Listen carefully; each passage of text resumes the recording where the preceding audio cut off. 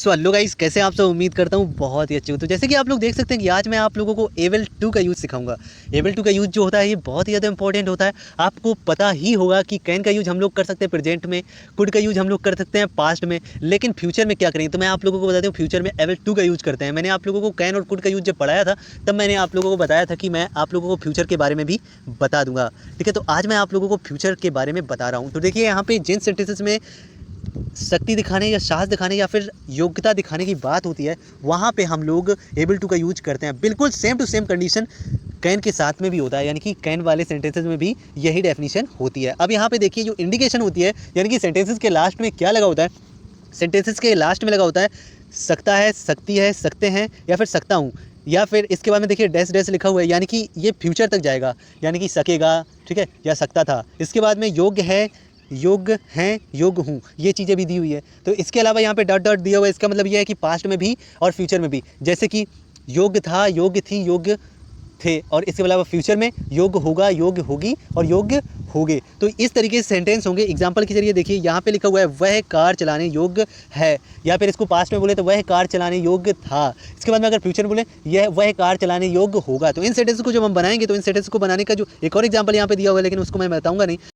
और अब मैं आप लोगों को बताऊंगा कि आखिर ये सेंटेंस कैसे बनाएंगे। तो सबसे पहले आप लोग देख लीजिए यहाँ पे सब्जेक्ट लिखा हुआ है, सब्जेक्ट के बाद में एबल टू, फिर वर्ब और फिर ऑब्जेक्ट लगाना है। आप वीडियो को पूरा देखिएगा क्योंकि वीडियो के लास्ट में और वीडियो के बीच में कुछ ऐसी इन्फॉर्मेशन मिलेंगी जो शायद ही आपको पता होंगी। तो इस सेंटेंस को देखिए, लिखा हुआ है मैं इस पेड़ को उखाड़ सकता हूँ। तो वैसे तो इस सेंटेंस को हम बनाएंगे आई कैन अपरूट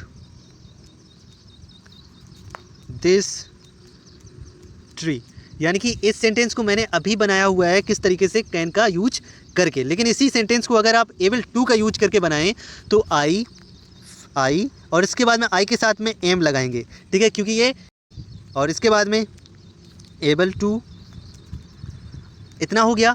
और इसके बाद में हो जाएगा अपरूट दिस ट्री, यानी कि आप इन सेंटेंसेस को दो तरीके से बना सकते हैं। पहला तरीका I can uproot this tree, या फिर I am able to uproot this tree, यानी कि। और इसके अलावा एक चीज़ और याद रखिएगा, जिन सेंटेंसेस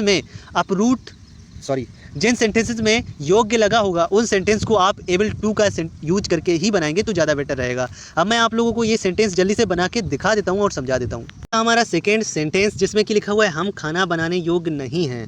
तो इस सेंटेंस को हम कैसे बनाएंगे, सबसे पहले वी लगाया, फिर आर नॉट लगाया, ठीक है, वी आर नॉट यानी कि हम नहीं हैं, एबल टू यानी कि योग्य, we are not able to, हम योग्य नहीं हैं। अब काहे के योग्य नहीं हो, कुक फूड यानी कि खाना बनाने के, हम खाना बनाने योग्य नहीं हैं। अब नॉट एबल टू को हम लोग अनएबल टू भी कह सकते हैं, यानी कि हम या तो कह दें we are not able to cook food, या फिर हम कह दें we are unable to cook food. तो इस तरीके से ये सेंटेंस हमारा कंप्लीट हो जाएगा। इसके बाद में देखिए क्या वह नदी में तैरने योग्य नहीं था।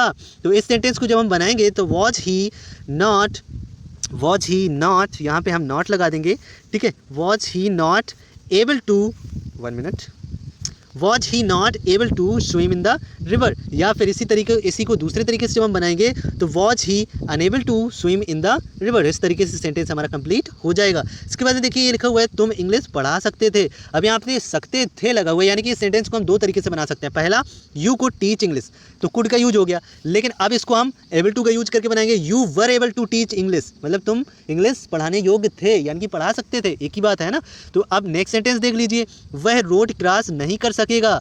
तो यहाँ पे सेंटेंस देखिए, यहाँ पे जो सेंटेंस हमारा बनेगा वो बनेगा ही, और ही के साथ में हम लगाएंगे will not be able to, यानी कि will not be able to cross the road, he will not be able to cross the road, या फिर इसी को दूसरे तरीके से बना लीजिए he will be unable to cross the road, ठीक है। इस तरीके से ये सेंटेंस हमारे बन जाएंगे। इसके बाद में देखिए एक 6 नंबर जो सेंटेंस है इसको भी आप लोग बना लीजिए। तो यहाँ पे देखिए लिखा हुआ है तुम यह कैसे कर सकोगे, मतलब तुम यह कैसे करोगे।